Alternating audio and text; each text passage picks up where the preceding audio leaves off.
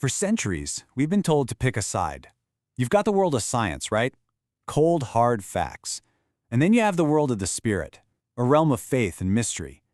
But what if that wall between them is starting to crumble? Today, let's explore the really fascinating and kind of unexpected places where science and spirit are actually beginning to meet. I mean, just think about this for a second. What if the most mind-bending discoveries in quantum physics and neuroscience are, actually echoing wisdom that's thousands of years old? We're going to dive in and see if these two seemingly opposite paths are, in fact, leading to the same absolutely astonishing destination. But first, we really have to get our heads around how we got here. See, for most of human history, the physical and the spiritual were just intertwined. They weren't separate things. So how did they get so walled off from each other? Well, it all goes back to a major shift in how we think. This quote from Herculano Pyrrhus just nails it. The Enlightenment, with its celebration of reason in the observable world, was incredible. But it also kind of cut us in half. Anything that couldn't be measured or put under a microscope, like the soul, it just got pushed aside. You were pretty much forced to choose. Were you a person of science or a person of faith? You couldn't be both. And this created two totally different camps. On one side, you have science, describing this universe made of matter, where your body is basically a biological machine running on predictable laws. On the other side, spirituality was talking about a reality defined by consciousness, where the soul was your true self. For hundreds of years, these two worldviews just seemed completely, utterly incompatible. But here's where it gets interesting. Even as this divide was becoming solid as a rock, strange new things started happening. Events that just didn't fit neatly into either box. And this brings us to the rise of a movement that actually tried to study the spiritual world with, believe it or not, the tools of science. So, in the mid-1800s, this guy Alan Kardec comes along with a pretty radical idea. He argued that all this stuff happening with mediums, the rappings, the voices, they weren't supernatural miracles. He said they were natural events that could be studied. He even called Spiritism a science of observation, trying to apply a rational, investigative method to the whole unseen world. And you know what? Researchers actually took this seriously. Here, Albert de Roche describes a truly bizarre experiment. He claimed he could transfer a person's physical feelings to a wax doll just by using a lock of their hair.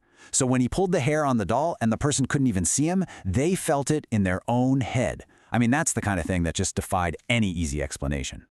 And it wasn't just, subtle feelings. Get this, even Sir Arthur Conan Doyle, the guy who created the super rational detective Sherlock Holmes, became a huge believer after seeing things like this. A heavy, 60-pound bookshelf just levitating over his head during a seance.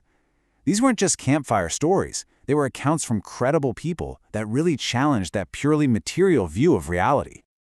Okay, but here is the big twist in the story.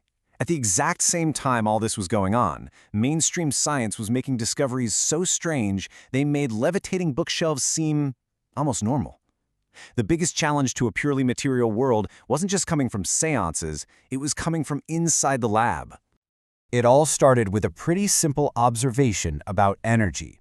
Physicists like Max Planck discovered that at the tiniest levels, the universe doesn't operate like some smooth, continuous machine. Nope. Instead, energy exists in these little jumps, or quanta. This was really the first crack in the whole foundation of classical, predictable physics. And that one crack opened a total floodgate. The solid, clockwork universe we thought we knew just dissolved. In its place was a world of probabilities and pure uncertainty. That solid matter we stub our toes on, the very definition of real, turned out to be almost entirely empty space. And of course, Einstein showed us that matter and energy were just two sides of the same coin. The point is, science itself was proving that the universe was far less solid and way more mysterious than anyone had ever dared to imagine. And this weirdness wasn't just happening in physics. Over in the world of psychology, Freud was mapping this vast, hidden territory inside our own minds, the unconscious. He kind of saw it as this psychic junk drawer where all our deepest drives and repressed memories were just churning away, powerfully influencing our day-to-day reality without us even knowing it. The inner world, just like the outer world, was turning out to be a really strange and mysterious place. So, with both science and spiritual inquiry pointing to a much more complex reality, something really fascinating started to happen. The old, separate languages, they started to merge. Spiritual concepts actually began to be described using the vocabulary of modern science. Okay, so take this core concept from Spiritism, the paraspirit. You can think of it as this energetic interface, a kind of semi-material body that links the non-physical soul to our dense physical form. For a long time, this was an idea that was strictly in the spiritual camp. But then, look at the language later researchers used to try and explain it. They're borrowing directly from theoretical physics. You see terms like psi-atom, hyperspace, and this idea that mental matter, our consciousness, can actually mold physical reality. I mean, this is a direct attempt to build a bridge between those two worlds using the language of science. And sometimes building this bridge led to some predictions that were just uncannily accurate. In the 1940s, a spiritist book talks about the pineal gland, the one people have called the third eye for ages, and describes it as a gland that secretes psychic hormones.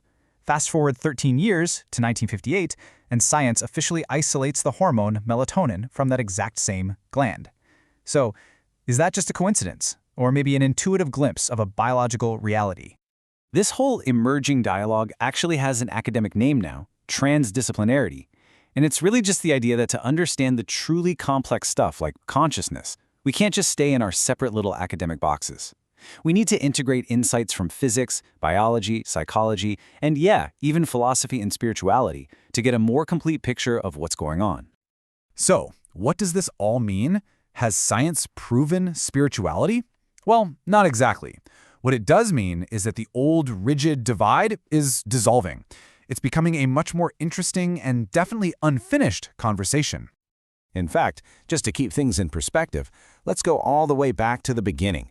Even Allan Kardec himself admitted that what he was studying fell outside the scope of science, as it was defined in his time. He knew he was asking questions that the science he knew just wasn't equipped to answer. The real question for us today is whether the definition of science itself is expanding to finally meet them. And that really leaves us with a final thought to chew on. Science has shown us that the universe is stranger, more interconnected, and way more mysterious than our ancestors ever dreamed.